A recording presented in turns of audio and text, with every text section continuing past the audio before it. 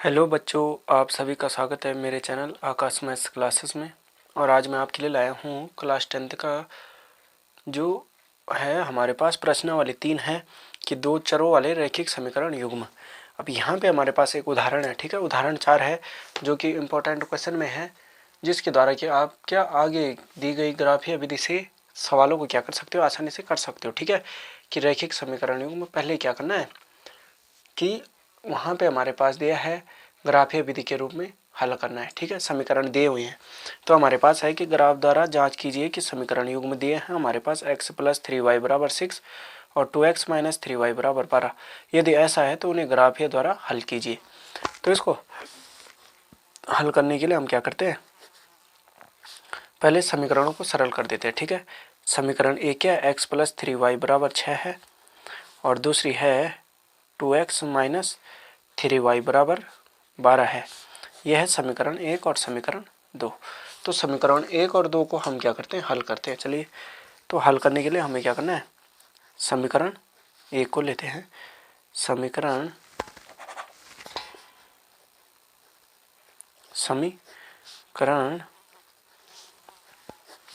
1 से, ठीक है, किसका मान, y का मान लेने पर। तो y का मान लेने पर हमारे पास है क्या हो जाएगा, हमारे पास क्या हो जाएगा कि हमारे पास है x + 3y = 6 है। तो हम यहाँ पे y का मान ले रहे हैं, ठीक है। तो y बराबर क्या हो जाएगा, 3y बराबर हो जाएगा 6 ऋण x और तब y बराबर क्या हो जाएगा 6 ऋण x बटे 3। ये हो जाएगी समीकरण 1, ठीक है। अब समीकरण यहाँ पे लिखते हैं हम, समीकरण 2 से, ठीक है, y का मान लेने पर, y का मान लेने पर, तो y का मान लेने पर हमारे पास क्या हो जाएगा, y का मान लेने पर हो जाएगा हमारे पास हो जाएगा, यहाँ पे हमने y का लिया, यहाँ पे भी हम y का लेते हैं। समीकरण 2 है हमारे पास 2x - 3y = 12। तो तब क्या हो जाएगा 3y, ठीक है, 3y = 12 ऋण 2x, ठीक है, प्लस का ही रहेगा, ठीक है। हमारे पास है y बराबर हो जाएगा इतना, हम लेते हैं y बराबर, तो 2x - 3y = माइनस का, है ना। तो यहाँ पे है हमारे पास प्लस, तो यहाँ हो जाएगा माइनस। अब माइनस हो जाएगा तो उसके बाद हम क्या कर देंगे, हम कर देंगे कि y बराबर हमने लिया, तो y बराबर क्या हो जाएगा 2x - 12/3, ठीक है। ये हो जाएगी दूसरी। अब यहाँ पे हमें दोनों का मान निकालना है, x के लिए और y के लिए। क्या हो जाएगा, y के लिए समीकरण 1 का ही, ठीक है। समीकरण 1 क्या है, y बराबर 6x - 6 - x/3।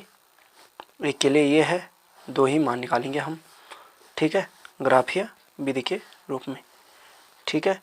ये है, एक ये हो जाएगा और अगला क्या हो जाएगा, एक के लिए ये हो गया और दूसरे के लिए ये हो गया। हमारे पास हो जाएगा कि y है हमारे पास, ये दूसरा है हमारे पास y बराबर 12 - 2x/3 दूसरे के लिए, है ना। तो यहाँ पे 1 और 2 के लिए मान निकालते हैं, तो 2 के लिए क्या हो जाएगा x और y बराबर 12 ऋण 2x/3, ये हो जाएगा।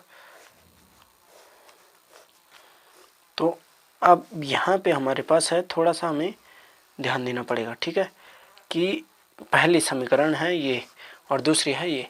तो पहले में हम क्या करते हैं कि y बराबर अगर हम 2 रखते हैं, तो y बराबर 2 रखने पर हमारे पास क्या हो जाएगा, x y बराबर है, ठीक है, y बराबर कितना है 2 रखते हैं, ठीक है।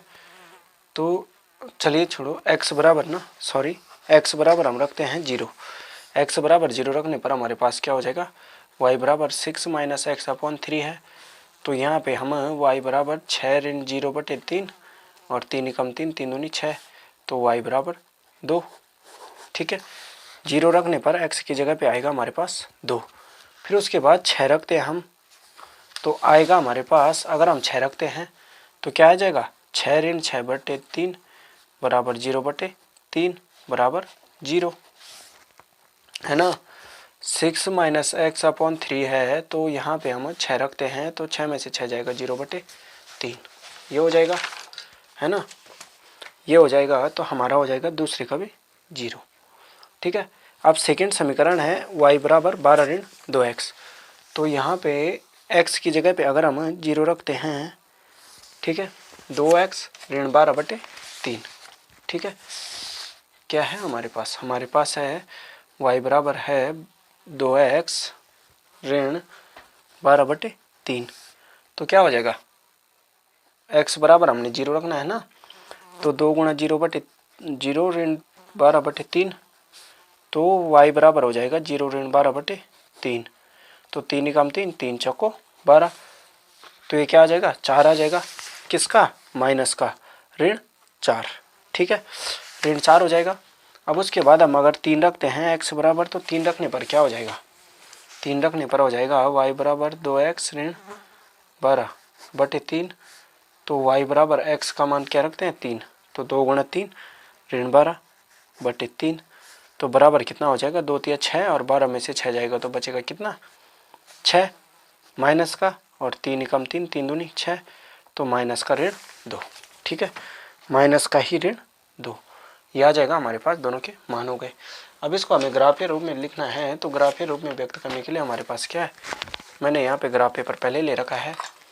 तो हमारे पास था समीकरण 1 के लिए था कि 0 और 2, x का क्या था 0, है ना, और y का क्या था 2, तो यहाँ पे हो जाएगा हमारा 0 और 2, कहाँ पे हो जाएगा, हमारा हो जाएगा 0 और 2।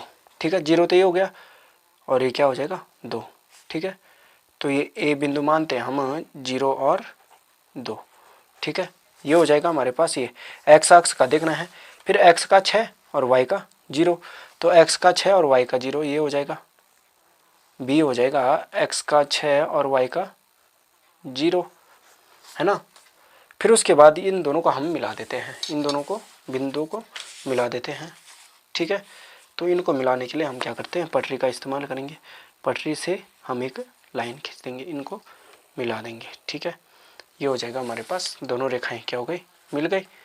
ठीक है, अब ये हो गया हमारा समीकरण x + 3y बराबर 6 का, है ना। और दूसरा क्या है हमारे पास कि 0 और 4 है, x का 0 और y का ऋण 4, तो y का ऋण 4 है, तो यहाँ पे हो जाएगा हमारा 0, ये हो जाएगा हमारा p बिंदु मानते हैं हम इसको। ठीक है, 0 और ऋण 4, ठीक है, ऋण 4 हो जाएगा ये।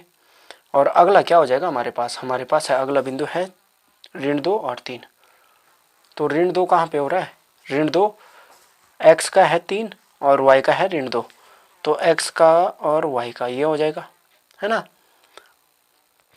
x का और y का, क्योंकि हमारे पास 3 है x का और ऋण 2 है y का, तो हमारे पास 3 और 2 हो जाएगा, p इसको मानते हैं 3 और ऋण 2। ठीक है, ये हो जाएगा। इन दोनों बिंदुओं को भी हम क्या कर देते हैं, मिला देते हैं, तो मिलाने पर हमारे पास क्या हो जाएगा, हम इन दोनों को मिलाते हैं, तो ये एक ही रेखा पर क्या कर रहे हैं, प्रतिच्छेद कर रहे हैं। ठीक है, क्या कर रहे हैं, प्रतिच्छेद।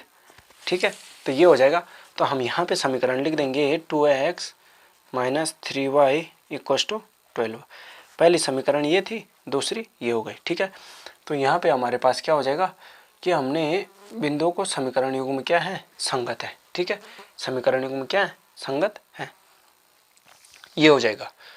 ठीक है, तो चलिए बच्चों, ये प्रश्न इतना ही था, इसमें हमें सिद्ध करना था कि यहाँ पे हमारे पास 2 रैखिक समीकरण दिए हैं, उनके युग्मों से हमें ग्राफ विधि द्वारा इनको हल करना था।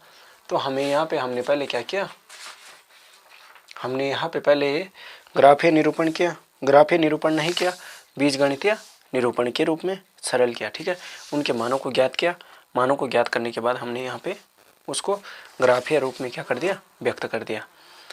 आशा है आपको ये प्रश्न समझ में आया होगा।